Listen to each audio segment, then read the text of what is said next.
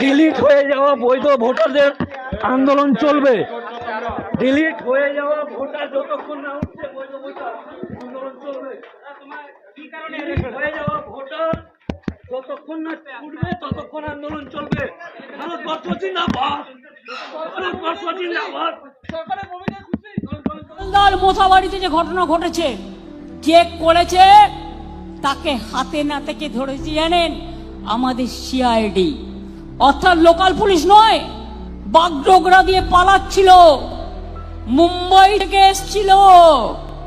মুম্বাই থেকে বিজেপি ধার করে ওই মিমকে নিয়ে এসছে।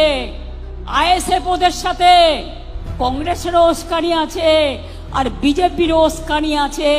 বিহারে এরা ভোট কেটে বিজেপিকে জিতিয়েছিল বিজেপির টাকায়।